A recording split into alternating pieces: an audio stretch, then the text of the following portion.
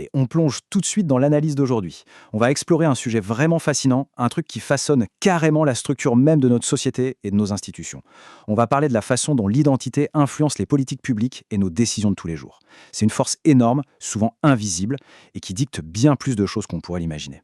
Pendant très longtemps, l'économie traditionnelle a regardé le comportement humain à travers un prisme hyper strict, celui de l'homo economicus. En gros, l'idée de base, c'était que chaque être humain est un acteur purement rationnel qui prend des décisions uniquement pour maximiser son argent, son temps ou ses ressources.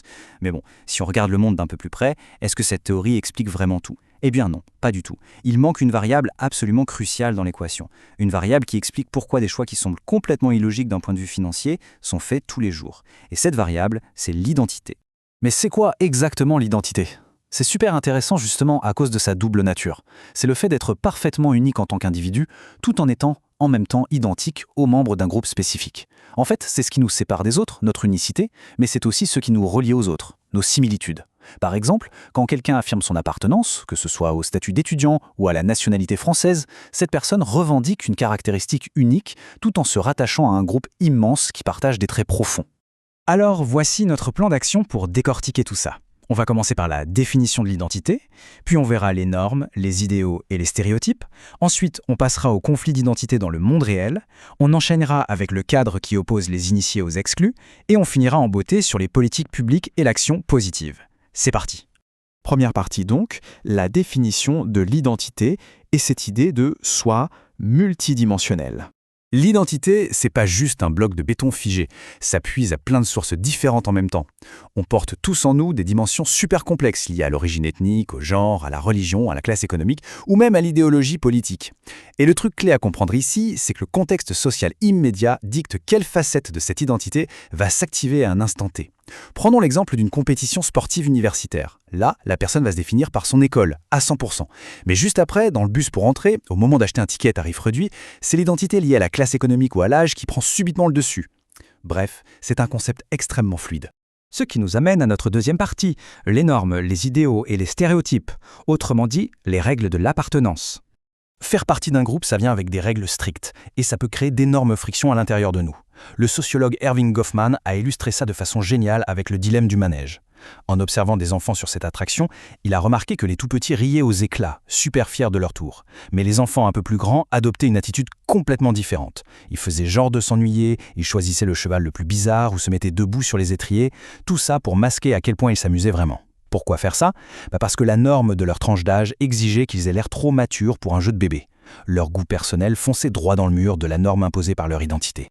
Et ces normes, elles peuvent être incroyablement tenaces, au point de résister à la force de la loi. Il n'y a qu'à voir cette statistique assez folle. En Inde, même si l'intouchabilité a été abolie par la Constitution et après des décennies d'efforts politiques pour l'égalité, eh bien moins de 6% des mariages actuels sont intercastes. La caste reste une force sociétale écrasante, tout simplement parce qu'elle impose un comportement idéal défini par des siècles de normes religieuses et sociales. Enfreindre ce code, ça coûte atrocement cher socialement. Ce qui prouve bien que les règles invisibles gagnent très très souvent face aux lois écrites. Et c'est exactement là qu'il faut faire une grosse mise à jour de notre théorie économique. Au lieu de se focaliser uniquement sur l'utilité standard, c'est-à-dire les objectifs motivés par l'argent ou le temps gagné, il faut absolument intégrer ce qu'on appelle l'utilité identitaire. L'utilité identitaire, c'est quand les objectifs sont motivés par le simple besoin de se conformer aux normes d'un groupe spécifique. Des fois, garder sa place dans sa communauté, ça a beaucoup plus de valeur pour quelqu'un qu'une promotion ou qu'un gros chèque. Et c'est pour ça que plein de décisions humaines ont l'air totalement irrationnelles sur le papier, mais prennent tout leur sens si on chausse les lunettes de l'identité. Passons maintenant à notre troisième partie, les conflits d'identité dans le monde réel. Le moment précis où les normes percutent la réalité. Pour bien capter l'ampleur du problème, il y a un cas d'école très célèbre, l'affaire Anne Hopkins contre Pricewaterhouse. Anne Hopkins, c'était une employée brillante. Elle rapportait des contrats à plusieurs millions de dollars à son cabinet. Et pourtant, on lui a refusé le statut d'associé. Pourquoi ? Parce que les évaluations de ses collègues masculins disaient qu'elle était trop agressive. On lui a même conseillé de s'habiller de manière plus féminine, de marcher de façon plus féminine et carrément de suivre des cours de charme. Elle excellait techniquement, mais elle violait la norme de son genre telle que l'institution la percevait. Comme l'a souligné la Cour suprême américaine en 1988, ça crée une impasse intolérable. Les minorités qui arrivent dans des espaces tenus par une majorité subissent une pression dingue. On leur demande d'avoir des traits de caractère très précis pour réussir, mais en même temps on les punit lourdement si ces traits s'éloignent des stéréotypes liés à leur propre identité. Le fameux serpent qui se mord la queue. L'identité, c'est aussi quelque chose qui peut être manipulé à très grande échelle et de façon catastrophique. Le cas extrême de l'Allemagne nazie sous Hitler montre de façon analytique comment une identité d'État a été construite de toutes pièces pour imposer une domination politique. Ça s'est fait en 3 étapes redoutables. D'abord, on définit un code de conduite strict, présenté comme l'idéal absolu du citoyen pur. Ensuite, on crée de façon systématique des stéréotypes ultra négatifs contre les groupes exclus. Et enfin, on impose la conformité à cet idéal fabriqué à grand renfort de propagande, de surveillance et de terreur pure. C'est une illustration glaçante de la façon dont les stéréotypes et les normes d'identité, une fois instrumentalisés, peuvent littéralement détruire une société. Explorons maintenant notre 4e partie, le cadre des initiés contre les exclus. Un outil vraiment indispensable pour comprendre comment naviguer dans nos institutions. Il faut bien se dire que les institutions, que ce soit les écoles, les grandes entreprises ou les parlements, ne sont pas des espaces neutres. Elles sont imprégnées jusqu'à l'os par les normes du groupe social dominant. C'est là que le modèle de l'initié et de l'exclu entre en jeu. L'initié, lui, il est naturellement aligné sur ces normes. Pour lui, tout glisse, tout est fluide. Il gagne de l'utilité identitaire juste en étant lui-même, ce qui lui permet d'être hyper productif. De l'autre côté, on a l'exclu. Et là, l'identité naturelle de la personne rentre en collision frontale avec les normes de l'institution. L'exclu doit tout le temps s'adapter, cacher une partie de lui-même sous peine d'être lourdement sanctionné. C'est un état d'alerte et de friction permanent qui pompe une énergie folle et qui limite fortement la réalisation de son plein potentiel. Et cette friction, c'est pas juste un petit malaise passager. Ça crée des inégalités profondes et systémiques. C'est ce qu'on appelle la théorie de la socialisation, et ça se passe en 3 étapes implacables. Étape 1. Dès l'enfance, on intériorise profondément les normes de notre groupe et les attentes de la société. Étape 2. On fait nos choix d'études et de carrière en fonction de ces normes, en s'auto-censurant très souvent sans même s'en rendre compte. Étape 3. Quand on arrive enfin sur le marché du travail, on se mange de plein fouet des discriminations systémiques et on doit faire face à un environnement super rigide, pensé dès le départ par et pour les initiés. Sans intervention extérieure, la machine continue de reproduire les mêmes inégalités, génération après génération.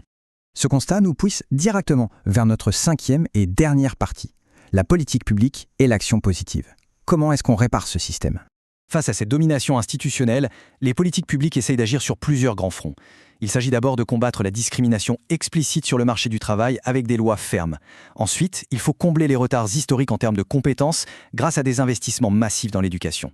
Et enfin, inverser la sous-représentation politique chronique. L'histoire du peuple aymara en Bolivie est un exemple incroyable de tout ça. Marginalisés depuis l'époque coloniale, les Aymaras ont dû mener une lutte acharnée pendant 8 longues générations. Un effort collectif monumental qui a fini par payer en 2005 avec l'élection du premier président indigène de l'histoire du pays. Ça montre bien la profondeur du gouffre de l'exclusion historique, mais aussi la persévérance absolue qu'il faut pour rétablir l'équilibre. Et la leçon majeure de toute cette analyse, c'est que l'argent seul, les incitations financières, ça ne suffira jamais pour rétablir la justice. La vraie solution politique, la solution ultime, c'est de changer le cadre institutionnel en profondeur. Il faut mettre à jour la culture et les règles de nos espaces communs pour qu'ils respectent et intègrent toutes les identités. Le but final d'une société juste, ce n'est pas de forcer tout le monde à s'assimiler, c'est de modifier l'environnement pour que la ligne de démarcation disparaisse d'elle-même. En gros, l'exclu doit pouvoir se sentir comme un initié. Ce qui nous amène à une réflexion finale cruciale. Quand on observe nos écoles, nos grandes entreprises ou nos institutions gouvernementales aujourd'hui, la question mérite d'être posée. Est-ce que ces structures sont vraiment conçues pour la réussite de tout le monde ou est-ce qu'elles servent surtout à valider les normes des initiés ? Comprendre que l'identité est le vrai moteur caché de nos choix, ça donne des clés inestimables pour repenser le monde qui nous entoure. Merci d'avoir suivi cette analyse. Gardons bien cette question en tête la prochaine fois qu'on observera les rouages de notre société.